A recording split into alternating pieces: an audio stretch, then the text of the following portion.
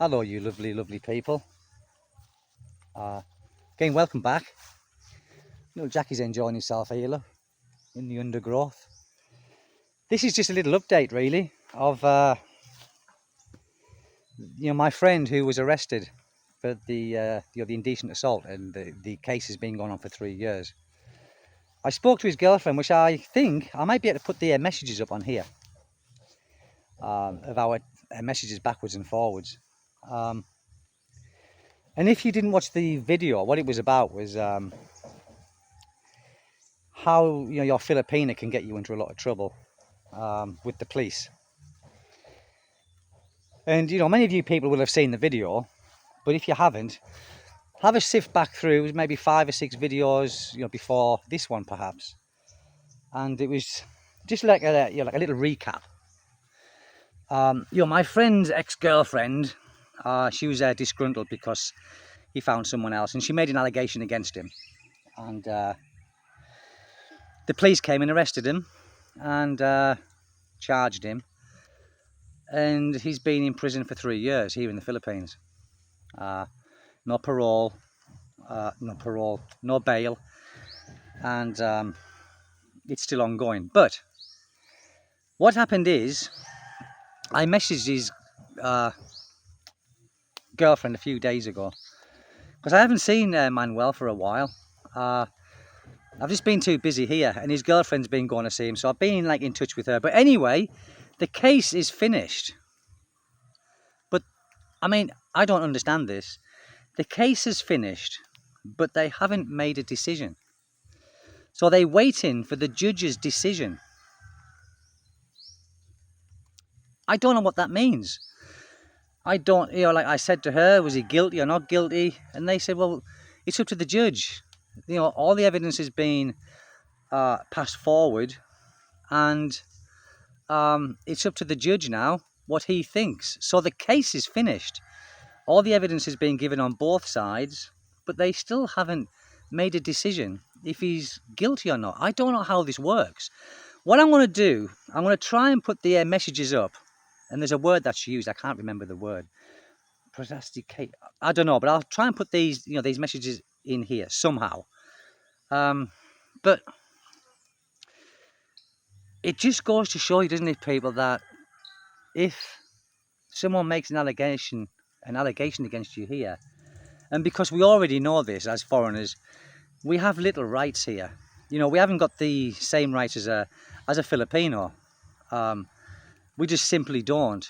And we as foreigners who's been here for a while, we know that. But I think new foreigners who's coming into the Philippines probably don't think that. They probably think that, we've got just as much rights as anybody else, like in our country, in my country. And in fact, I think many of the foreigners have got more rights than the citizens in England, which is unfair. But it's unfair here too, because if someone makes an allegation against you here, you're in shit street. Or unless the police can see through it and they can see it's just a made-up fabricated story. But they have to follow it through. And this is what's happened with my friend. And he spent 3 years of his life in the city jail in Dipolog. Apparently, like I said, the evidence has all been given. It's just a decision now waiting for the judge. Now, I don't know how this works. I just can't figure this out. I just can't figure it out how, he went not guilty, and there's no judge. There's no jury. It's not. It's just one person. It's just one judge who makes this decision. So let's just say, for an example, the judge didn't like the look of my friend. He could just say, no, guilty. It's terrible. It's terrible. I don't know how they can do this. I don't know how they can do this. And it does make you wonder about this country. Because no matter how careful we can try and be, it just takes an allegation from somebody, and all of our dreams that we had turn into a nightmare, just like my friend. And my friend as far as I know, and I've known him for quite a while here, he was a gentleman, a very gentle man. And that day he was arrested, we were going to go fishing. And that's it. He was just taken away. Just like that. Just like that, people. Unbelievable. So we have to be very, very careful here not to upset anybody. Not just a Filipina. It doesn't have to be your girlfriend. It can be a Filipino. It can be a man,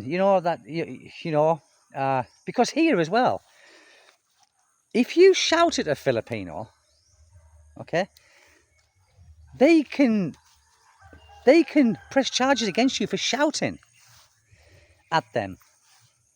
It's true. It's very true. Not like in my country. You can shout at anybody, as long as it's not, too terrible, I suppose. But here, you can shout at them, and they can go to the barangay captain and do a blatter. Is it a blatter or a blotter or something like that? It's a difficult country to live in when you think of it like that. I mean, I've been very fortunate. I keep my nose clean. I've never been in any trouble here. But it doesn't mean to say that I could never be in trouble here. It's the same as you people who are already here. You could. Let's just say you split up with your girlfriend, like my friend did. And she decides to get her own back because she's feeling disgruntled. They can do it. They can do it, people. Honest to God, they can do it. So the moral of the story is here. Walk on eggshells for all the time you're here. Just keep walking on eggshells. No, you can't do that. That's not life, is it? You can't walk on eggshells. It's not a life to be. I would rather not be here. I would rather not be here if I had to do that. But it is food for thought, though, people, and it is very worrying. The reason I'm doing the update is because the case is finished. But the judge hasn't made his mind up. The judge hasn't made his mind if he's going to be guilty or not guilty. How does that happen? How does that work? Perhaps some of you people might know. I mean, there's some Filipinos who watch my channel. Maybe, something how the system works here. Perhaps you can leave a comment and sort of enlighten us. Because I just don't know how that this is possible. I don't know. But there's one thing for sure. If he's found guilty, his girlfriend said he's probably facing a heck of a lot of time in a Philippine jail. And then, obviously, he'll be deported. So his life here is totally finished, if that is the decision of the judge. Now, I don't know how it happens here if he's not guilty. Because he's been overstaying now. He's been in prison for 3 years. He hasn't been able to pay his visa. And he's only on a tourist visa. So I don't know how that would happen either. There's lots of questions, going through my mind about all this. Lots of questions, but the biggest fear for me is not like an allegation being made against me. It's how we haven't got no rights. We simply haven't got any rights here, of very, very little rights. And that is a big concern to me. Now, there is lots of foreigners here that are causing a lot of problems. Italy, for one. And incidentally, no country wants him back. The Russians don't want him and the Americans don't want him. So, no one knows where to send him because nobody wants him back. But he's just one, he's just like a one instance. But all the time there is many foreigners here causing problems. And there's been a lot of foreigners being deported lately. There's one the other day, he's been like an American guy yesterday, day before, trying to sell something. Anyway, he's been caught by immigration or the police or something. But every time you hear these stories of foreigners, Americans, British, whoever, are getting deported for criminal offences. It doesn't look good on us, does it? So he makes the police maybe look down on us even worse. It's just my thinking. It's just my thinking. And especially for people like me and for people like maybe you who live here as a permanent resident. You know, we don't want to have anybody upset the apple cart for us and make it harder for us. I think it's becoming more worrying living here at times. At times, you know, when you think about it, you know, when you think what can happen here. In England, you know, if someone makes an allegation against you, they have to make a statement.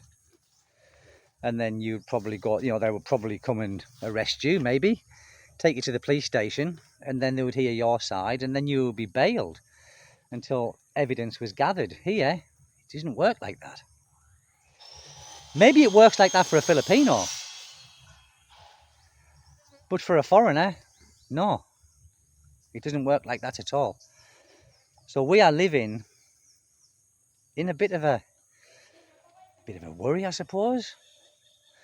But saying that, I mean, I don't go out a lot. I go out, but I mean, I don't go bar hopping. I don't, because I'm married, as you know, so I don't go bar hopping with people. So I don't put myself into those kind of situations where possibly something could happen and someone could make an allegation against me. But it's nowhere to live if you live in a foreign country, it's not good to live in fear of that, is it?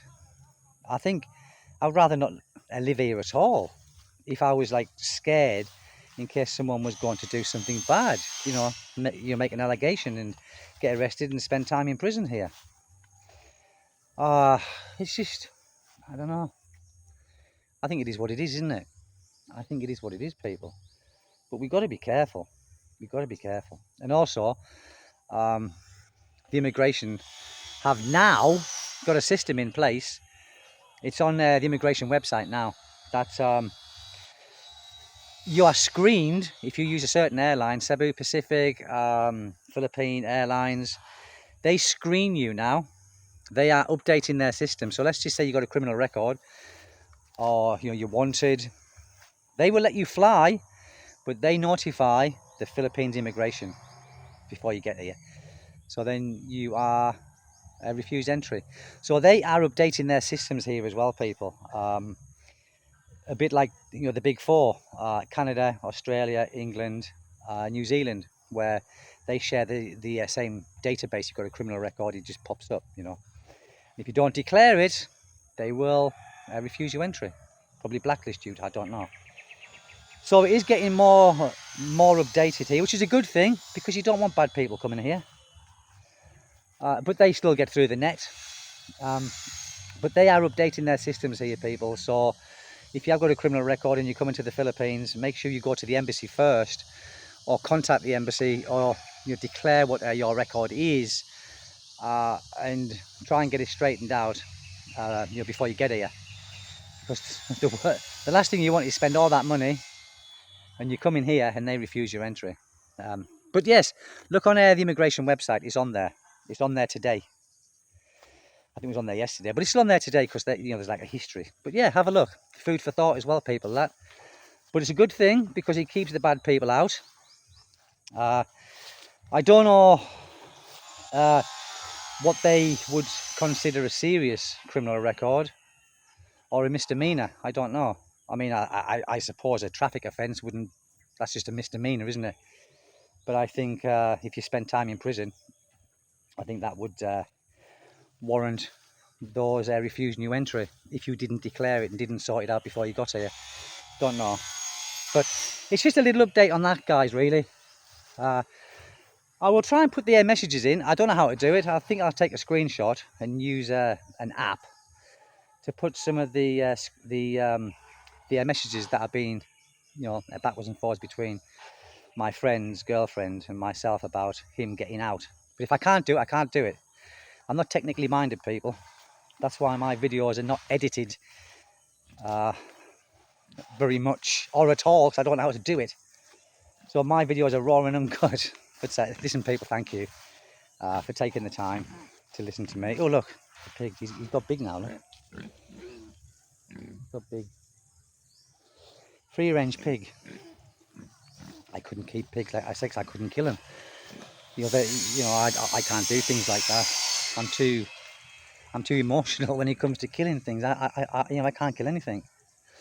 People, that's it. Listen, thank you for dropping by, and whatever you're doing today, try and do it well. And God bless you all, and thank you all for the support. Take good care, people. Bye bye.